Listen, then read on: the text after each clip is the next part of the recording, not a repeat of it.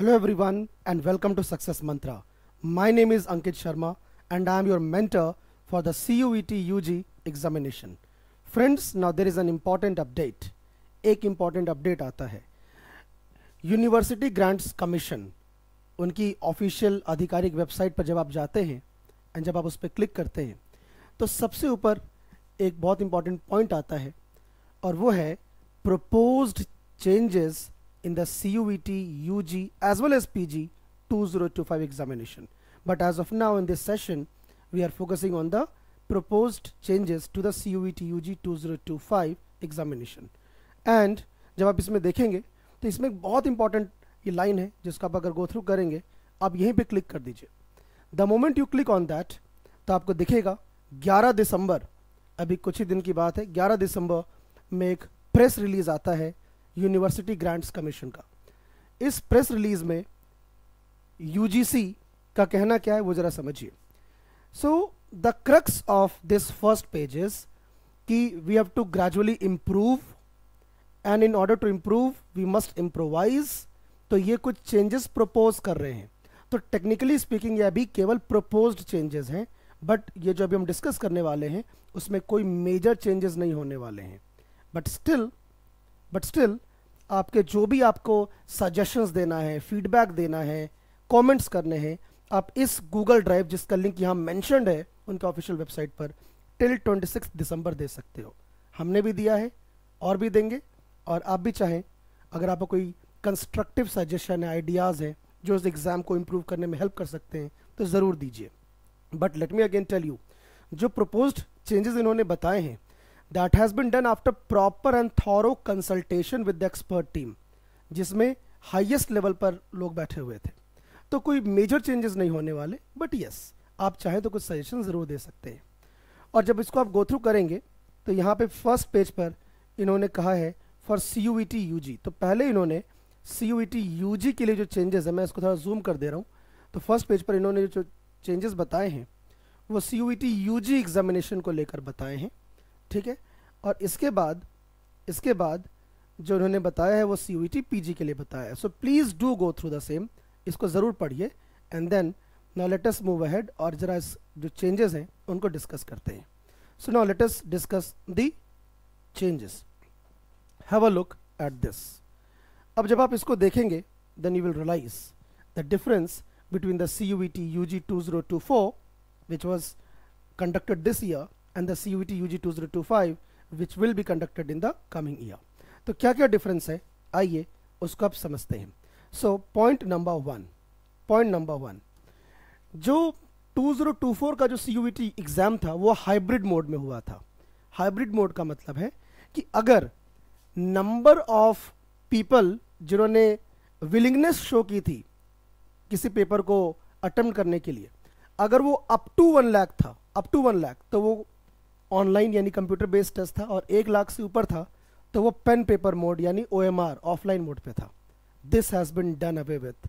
अब सारे exams irrespective of कि कितने स्टूडेंट्स उसके लिए विलिंगनेस शो करते हैं, वो केवल और केवल कंप्यूटर बेस्ड टेस्ट CBT यानी ऑनलाइन मोड पर ही होगा. पॉइंट नंबर 2, अभी तक टिल लास्ट ईयर की अगर हम बात करें, in the last year you were allowed to fill a maximum of 6 subjects. For example, अगर कोई कॉमर्स विथ मैथ्स बैकग्राउंड का स्टूडेंट है तो एक लैंग्वेज वो लेता था English, then economics, BST, then इसी को आगे बढ़ाओगे मैथ्स, जनरल टेस्ट, तो इस तरह से 6 हो जाते थे. आप काउंट कर लीजिए, English, BST, accounts, economics, maths and general test 6. But अब आप केवल और केवल 5 सब्जेक्ट्स ही फिल कर सकते हैं. Only 5. One of the biggest change. Next, अभी तक आपको नंबर ऑफ क्वेश्चंस में रिलैक्सेशन था. कुछ ऐसे पेपर्स थे, इनफैक्ट सारे पेपर्स जिसमें आउट ऑफ अवेलेबल 50 क्वेश्चंस आपको कोई भी 40 करना था, कोई भी 40 यानी 10 क्वेश्चन आप छोड़ सकते थे. सब में केवल एक जनरल टेस्ट एक्सेप्शन था. जनरल टेस्ट यानी जिसमें quant, reasoning and GK current affairs आता है. इसमें आउट ऑफ 60 क्वेश्चंस आप कोई भी 50 कर सकते थे, यानी 10 क्वेश्चंस आपको ऐसे भी स्किप करने थे. Again this has been done away with. अब सब में यूनिफॉर्मली 50 क्वेश्चंस होंगे अब पूरे करने हैं। 50 क्वेश्चंस होंगे, पूरे करने हैं। नहीं आता है छोड़ दीजिए, बट अब पिछले बार की तरह नहीं होगा कि अच्छा ये 10 छोड़ के वो 10 कर लेते हैं। वो relaxation has been done away with. Next, पहले क्या होता था कि कुछ ऐसे पेपर्स थे जो इजी पेपर्स थे, जो थोड़े थ्योरेटिकल थे, वो 45 मिनट के होते थे। एंड जो बड़े बड़े पेपर्स होते थे जो थोड़े से डिफिकल्ट होते थे वो 60 मिनट के होते थे। Alright, now again this has been done away with. अब सारे पेपर्स यूनिफॉर्मली 60 मिनट के ही होंगे। नेक्स्ट चेंज, अभी तक पिछले साल अगर हम बात करें तो नंबर ऑफ शिफ्ट्स जो प्रपोज थी वो 1 ही थी। एक शिफ्ट में सारे एग्जाम कराना था, बट ऐसा हो नहीं पाया, इसलिए मैंने स्टार मार्क लगाया है।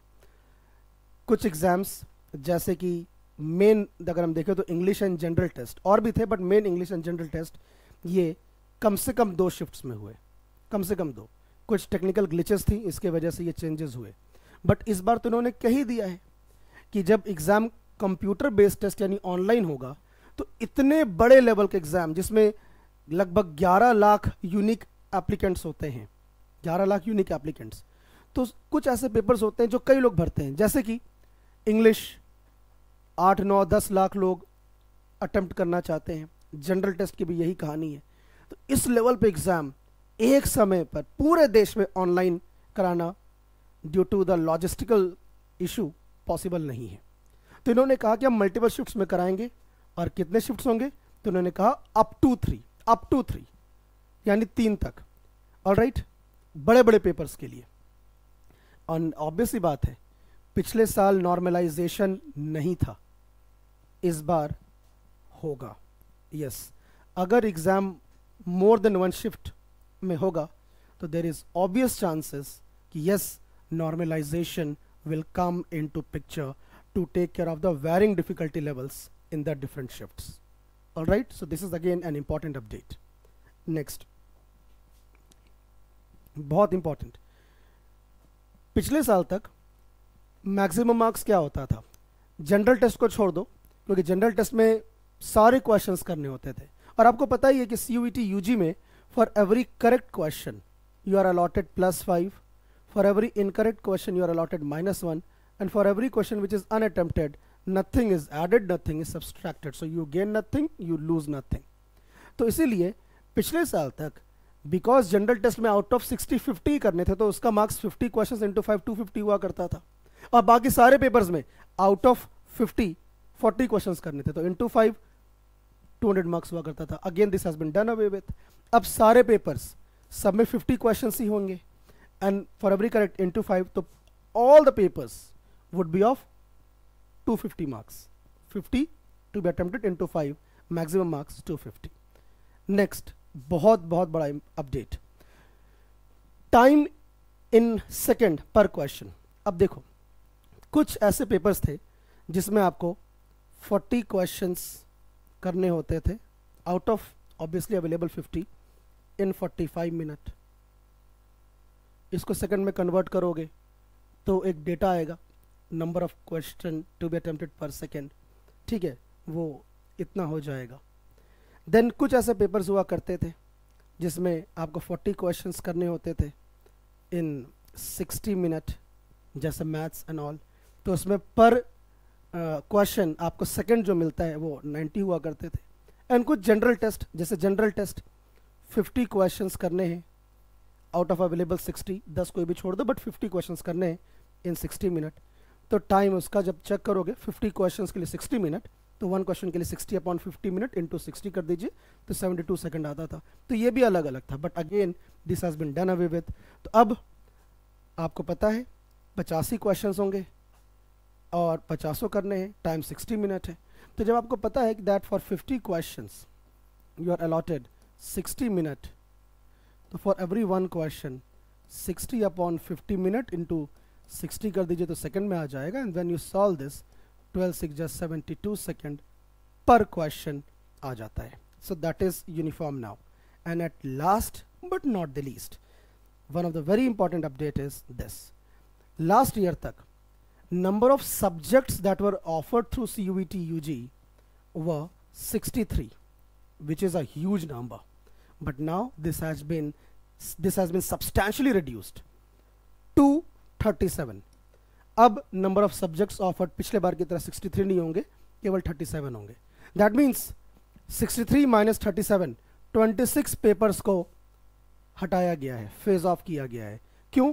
क्योंकि वो पेपर थे जो बहुत कम लोग देते थे.